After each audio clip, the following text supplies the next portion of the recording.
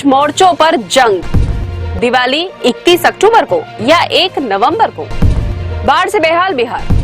नमस्कार, मैं हूं रूपाली बर्वे और आप देख रहे हैं वेब दुनिया की खास पेशकश WD नाउ, जिसमें बात करेंगे सप्ताह भर की सुर्खियों की एक अलग अंदाज। 1 करोड़ से कम आबादी वाला देश इजराइल 5 मोर्चों पर जंग लड़ रहा है। हमास के साथ शुरू हुई इजराइल की जंग की लपेटें लेबनान, सीरिया, यमन और ईरान तक भी पहुंच गई हैं। आज का अभिमन्यु इजराइल शत्रुओं पर भारी पड़ रहा है। इस बीच लेबनान में हिजबुल्लाह के ठिकानों पर इजराइल के लगातार हमले जारी है। इजराइल हिजबुल्लाह के चीफ हसन नसरल्लाह मार गिराया है। उसके बाद उसकी बेटी और दामाद भी मारे गए। इजराइल ने नसरल्लाह के वारिस हाशिम सफीउद्दीन को भी मार गिराया। नसरल्लाह को किसी गुप्त स्थान पर दफनाया गया है। हालांकि नसरल्लाह की मौत के बाद ईरान में बड़ी संख्या में बच्चों के नाम नसरल्लाह रखे गए। नसरल्लाह की मौत से बौखलाए ईरान ने 180 से ज्यादा मिसाइलें इजराइल पर दाग दी। इजराइल ने समय रहते ईरान के मिसाइल हमले को नाकाम कर दिया। इसके साथ ही उसने अपने 10 लाख लोगों को बंकर में भेज दिया। इस बीच इजराइल डिफेंस फोर्सेस ने 4 अक्टूबर को बताया कि 4 दिनों में हमने 2000 से अधिक मिलिट्री टारगेट्स को ढेर किया है, जबकि हिजबुल्लाह के 250 आतंकवादियों को मार गिराया है। इनमें 5 बटालियन कमांडर, 10 कंपनी कमांडर और 6 प्लाटून कमांडर थे। दूसरी ओर तेहरान ग्रैंड मस्जिद में ईरान के सर्वोच्च नेता आयतुल्लाह खामनेई ने कहा कि अगर मुसलमान एकजुट हो जाए तो सभी दुश्मन हार जाएंगे। खामनेई ने कहा कि इजराइल पर ईरान का मिसाइल हमला कानूनी और वैध था। हर एक राष्ट्र, हर एक देश को अपने घर और अपने हितों की रक्षा करने का अधिकार है। फिलिस्तीन और लेबनान में मुसलमानों पर हमले हो रहे थे, इसलिए ईरान ने मिसाइलों से जवाब दिया। ईरानी नेता ने कहा कि हसन नसरल्लाह की मौत हमारे लिए अपूर्णीय क्षति है। वहीं अमेरिकी राष्ट्रपति जो बाइडेन ने कहा कि हम इजराइल की रक्षा करेंगे, हमने उसकी मदद की है।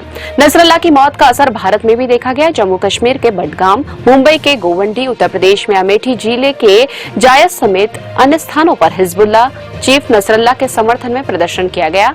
वहीं जम्मू कश्मीर की पूर्व मुख्यमंत्री महबूबा मुफ्ती ने कहा कि इजराइल के प्रधानमंत्री नेतन्याहू हिटलर के बाद दुनिया के सबसे बड़ी आतंकवादी है। इजराइल और मुस्लिम देशों की जंग के बीच दुनिया में कच्चे तेल की कीमतें बढ़ गई है। भारत पर भी इसका प्रभाव पड़ता दिखाई दे रहा है। हालांकि भारत की ओर से कहा गया है कि कच्चे तेल की मौजूदा कीमतों को लेकर वह चिंतित नहीं है। सरकार के पास कच्चे तेल की अंतर्राष्ट्रीय कीमतों में अस्थिरता से निपटने के लिए कई साधन मौजूद हैं। इस बार दिवाली को लेकर उत्तर भारत के पंडितों और ज्योतिषों में काफी मतभेद है। कार्तिक अमावस्या तिथि 31 अक्टूबर और 1 नवंबर 2024 यानी कि दोनों दिन रहेगी। इसी कारण से विद्वानों में अमावस्या तिथि को लेकर मतभेद है। दरअसल अमावस्या तिथि 31 अक्टूबर को अपराह्न 3:53 से प्रारंभ होगी और 1 अक्टूबर को शाम 6:18 पर समाप्त होगी।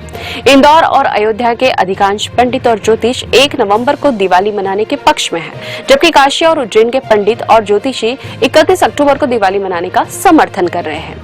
काशी हिंदू विश्वविद्यालय के ज्योतिष विभाग के प्रोफेसर विनय कुमार पांडे ने वेब दुनिया को बताया कि शास्त्रोक्त समग्र वचनों का अनुशीलन करते हुए 31 अक्टूबर 2024 को ही दीपावली मनाया जाना शास्त्र सम्मत है।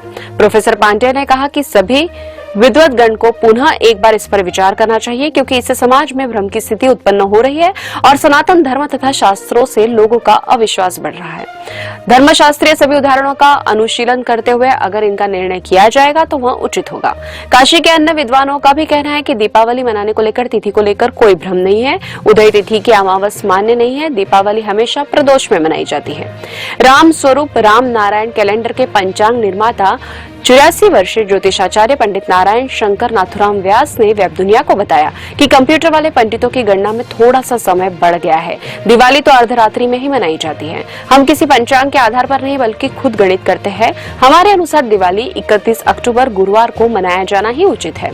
उज्जैन के पंडित आनंद शंकर व्यास कहते हैं कि 1 नवंबर को अमावस्या शाम 5:38 पे ही समाप्त हो जाएगी। स्थिति में दीपावली 31 अक्टूबर को ही मनाना श्रेयस्कर होगा। शाहजहांपुर के पंडित ओम प्रकाश व्यास के अनुसार दिवाली 31 अक्टूबर को मनाई जाएगी। अयोध्या और इंदौर के पंडितों ने 1 नवंबर की दीपावली मनाना पंचांग सम्मत बताया है। वेब दुनिया में ज्योतिष पर आलेख लिखने वाले नर्मदापुरम के विद्वान ज्योतिषाचार्य पंडित हेमंत रिछारिया ने 1 नवंबर को दिवाली मनाने का समर्थन किया है। इंदौर के पंडित ब्रजेश जोशी के अनुसार इस बार दिवाली कब मनाएं, इस बात को लेकर ज्योतिष पंचांगकारों में मतभेद था, लेकिन इंदौर के संस्कृत कॉलेज में हुई बैठक में 150 ज्योतिषों पंचांगकारों को दिवाली 1 नवंबर को मनाने का निर्णय लिया है। बद्री प्रसाद पुजारी ज्योतिष संस्थान के पंडित राजाराम शर्मा ने बताया कि अमावस्या का आरंभ 31 अक्टूबर को होगा और 1 नवंबर को पूर्ण होगा। तिथि तत्व के अनुसार 1 नवंबर को दिवाली मनाना शास्त्र सम्मत है। बिहार में बाढ़ से बेहाल है। कई नदियों के जलस्तर में गिरावट दर्ज की गई है, लेकिन हालात अब भी गंभीर बने हुए हैं। राज्य के कुल 30 से ज्यादा जिलों में बाढ़ से 45 लाख से अधिक लोग प्रभावित हुए हैं। राज्य में बागमती, बूढ़ी गंडक, गंगा और कमला बलान सहित अधिकांश नदियों का जलस्तर कम हो गया है, लेकिन अब भी कई स्थानों पर खतरे के निशान से ऊपर बह रही है। पड़ोसी देश नेपाल से छोड़ा गया पानी भी बिहार में बाढ़ का कारण बना।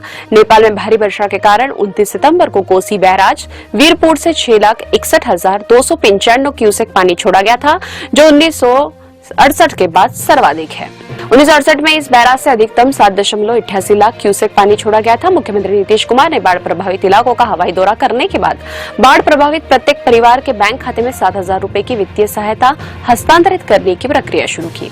बिहार में पिछले महीने से 2 बार अचानक आई बाढ़ के कारण 45 लाख से अधिक लोग प्रभावित हुए। बिहार में सितंबर के तीसरे सप्ताह में बाढ़ के कारण गंगा नदी का जलस्तर बढ़ गया था, जिससे 28,34,000 लोग प्रभावित हुए। राज्य में दूसरी बार अचानक आई बाढ़ के कारण 16,68,000 लोग प्रभावित हुए हैं। राज्य सरकार ने बाढ़ के पहले चरण से प्रभावित परिवारों के खातों में अब तक कुल 307 करोड़ रुपए हस्तांतरित किए हैं। दूसरी ओर राहत कार्यों से नाखुश लोगों ने सुरक्षा कर्मियों पर पथराव किया तथा मुजफ्फरपुर सीतामढ़ी राष्ट्रीय राजमार्ग को घंटों जाम रखा और सड़क पर टायर जलाए।